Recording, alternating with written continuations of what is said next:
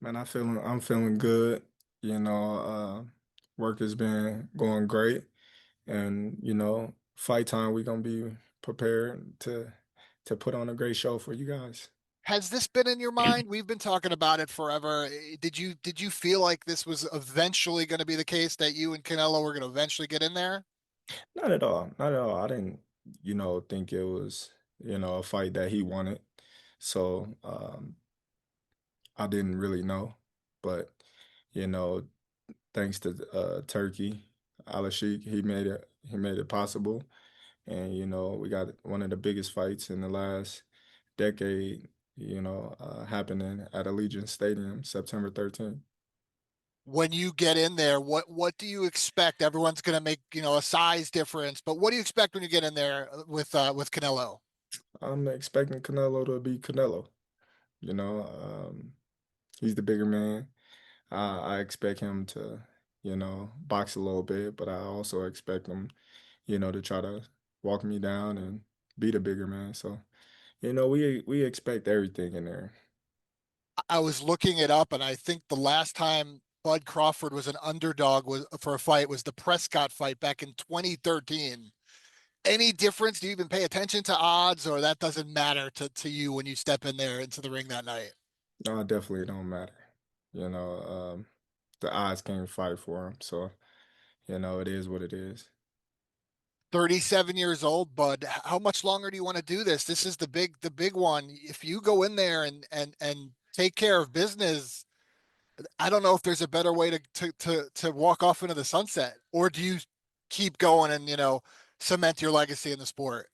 I don't know. Maybe we'll do it again. I don't know. Right now, we in, 100% fight mode. We're not thinking about nothing else. So it seems like you go there, you knock out Canelo Alvarez, you're willing to give him that rematch. We shall see. Is there a fight you look at, when you were growing up in the sport, and everyone's going to mention the Floyd and Manny fight, but they weren't in their prime like you guys. Is there even a fight that you can compare this one to? Not really. You know, if anything, you'll look at Marvin Hagler versus Roberto Duran for him moving up in the weight divisions, fighting Marvin Hagler. But all in all, no, I don't know.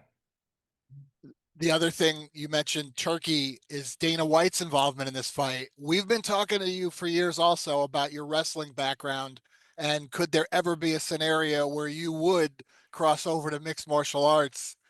Can we hope? Can we hope that someday we could see Bud Crawford in the octagon? No, not a chance. Not a chance. Not a chance. What do the kids think about this one? Oh, they excited. My kids, they have friends. They be talking about it, in school before school was out, and they all talking about it as well. So, Terrence, if people can't get out to Allegiant Stadium, why do they need to tune in and watch this September 13th on Netflix? Because it's gonna be a spectacular fight. You got two great fighters, going head to head, and trying to dethrone. Uh, you got one fighter trying to dethrone the other one, and you got the other one trying to, stay at the top. So, it's going to be a great fight.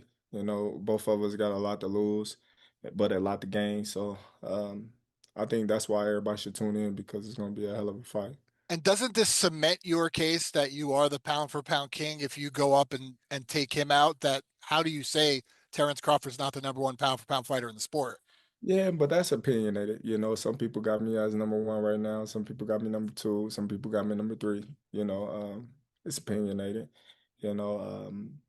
But yeah, for sure, beating the likes of Canelo, in division that is not my natural division would definitely cement my legacy as the best pound for pound fighter in the world.